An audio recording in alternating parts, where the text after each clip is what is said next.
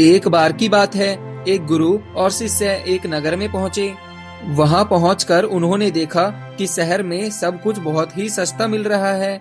सबकी कीमत एक समान है, यानी 1 टका में चाहो तो 1 किलो सब्जी लो या चाहो तो 1 किलो सोना लो, सबका भाव एक समान ही रहेगा, कोई भी ऊंच नीच नहीं। वहां के माहौल को देखकर चेला बहुत खुश हुआ। उसके तो जैसे मजे ही मजे हो गए। उसने तो पूरा मूड बना लिया था कि अब मैं उसी गांव में रहूंगा। लेकिन गुरु को ये बात बिल्कुल भी ठीक नहीं लगी। उसने अपने चेले को कहा, वत्स, मेरे ख्याल से यहाँ ज्यादा दिन रहना बिल्कुल भी ठीक नहीं है, तो अब हमें यहाँ से चलना चाहिए। क्योंकि यहाँ का राजा बिल्कुल ही मूर्ख है और उसके राज में गधे और घोड़े यानी कि बुद्धिमान और मूर्ख दोनों ही बराबर समझे जाते हैं। तो ऐसे में यहाँ रहना बिल्कुल भी सुरक्षित नहीं है। यह एक मूर्ख नगरी है। अगर यहाँ का राजा कह दे तो दिन को रात और रात को दिन भी माना जा सकता है। अगर हम यहाँ रहेंगे तो हमें कभी भी मुसीबत आ सकती है। तो चलो अब दूसरे नगरी में चलने का समय आ गया है। गुरु की यह बात चेले को बिल्कुल भी पसंद नहीं आई। चेले ने कहा, गुरुजी, मुझे तो बिल्कुल भी ऐसा नहीं लगता। फिर भी अगर आप जाना चाहते हैं तो ठीक है, आप जाइए, लेकिन अब से मैं यहीं रहूंगा। गुरु ने चेले को बहुत समझाया कि उसकी बात मान ले और इस नगरी से चले, लेकिन चेला बिल्कुल ना समझा। उसने जैसे मान लिया था कि अब मेरा बसेरा यहीं है। अंत में गुरु ने अकेले ही यहाँ से जाने का निश्चय किया, लेकिन जाते जाते उन्होंने अपने चेले को कहा, देखो वत्स, जैसी तुम्हारी इच्छा, लेकिन फिर भी यदि भविष्य में तुम्हें मेरे मदद की जरूरत पड़े तो मुझे याद करना, मैं उसी समय तुम्हारी मदद के लिए उपस्थित हो जाऊंगा। ऐसा कहकर गुरु अकेले ही वहाँ से चले गए। अब चेला वहाँ खूब मजे से रहने लगा और खूब खाया पिया। कुछ ही दिनों में वो खा खाकर मोटा ताजा हो गया। एक दिन जोरदार बारिश हुई, जिसके कारण किसी घर की दीवार टूट गई और उस दीवार के नीचे एक बकरी आ गई, जिससे उस बकरी की मौत हो गई। अब बकरी के मालिक ने वहाँ के राजा को शिकायत कर दी, हुजूर, पड़ोसी के दीवार के गिरने के कारण मेरी बकरी मर चुकी है, कृपया कुछ कीजिए। राजा ने उसकी बात सुनी और पड़ोसी को बुलाया। राजा ने कहा, देखो, तुम्हारे दीवार के गिरने से इसके बकरी की मौत हो गई है, इसलिए अब तुम्हारी भी मौत होनी चाहिए, तभी न्याय हो पाएगा। यह सुनकर वो आदमी बहुत घबरा गया और बोला, नहीं राजा साहब, इसमें मेरी कोई गलती नहीं है।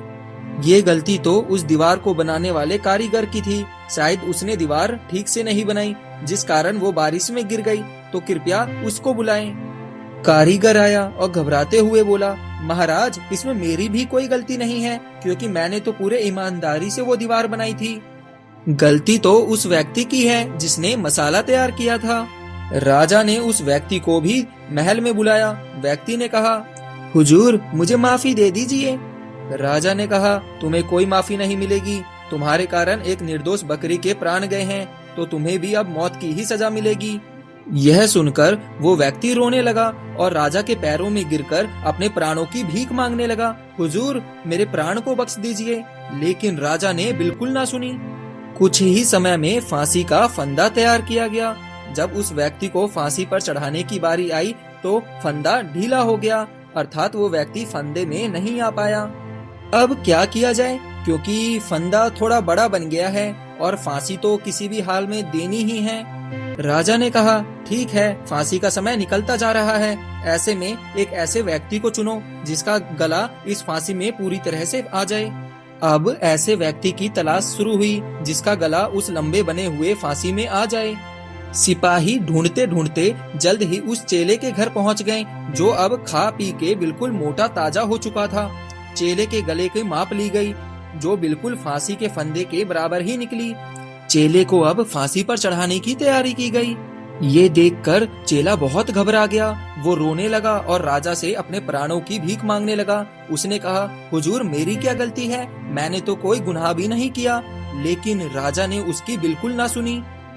राजा ने कहा, देखो युवक, हमने किसी और व्यक्ति को फांसी की सजा दे दी है, लेकिन फांसी का फंदा उस व्यक्ति के गले में बहुत ढीला पड़ रहा है और वो फंदा तुम्हारे गले में बिल्कुल ठीक प्रकार से आया है। तो ऐसे में हमारा आदेश का पालन तो किया ही जाना चाहिए, तो फांसी तो जरूर मिलेगी तुम्हें।